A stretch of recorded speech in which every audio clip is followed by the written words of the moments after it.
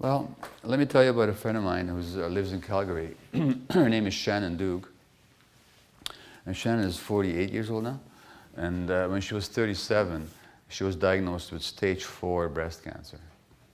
The stage 4 meant that the cancer was already in her bones by the time it was diagnosed.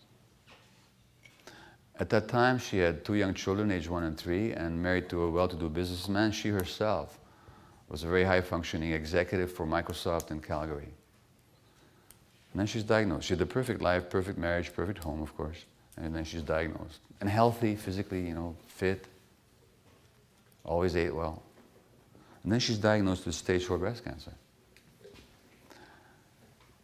And she has a transformation. Now, she gets the best medical advice she can get anywhere in North America, and she traveled to New York and elsewhere.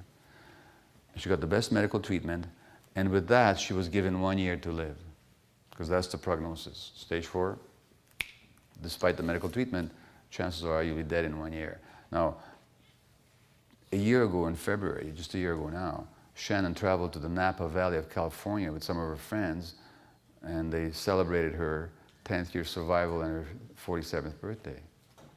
And the transformation that she experienced was that when she was diagnosed and started paying attention, she realized that her life had not been her life, because she was sexually abused as a child. And her response to the abuse was, of course, as many children will experience, it can't be about the adults, it's about me. So if this terrible thing happened to me, I must be a very bad person.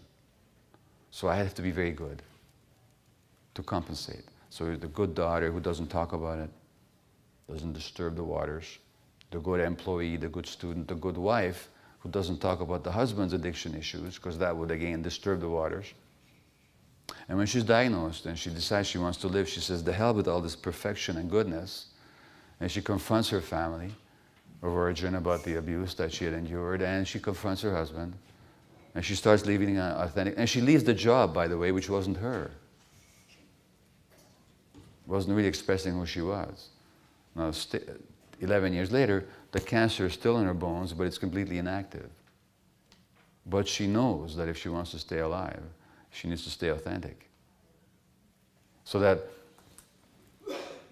I believe that many of these issues are reversible.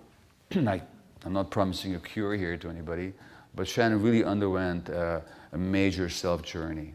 And she continues every day to work at it, and she practices her spiritual ways, which she ignored all those years, and she pays attention to herself, and she keeps clearing this stuff out, and she's the picture of health. Her and I give workshops together sometime. So that there's ways to get there, but it's a commitment. And of course, it might threaten the attachment relationships. So that's always your call.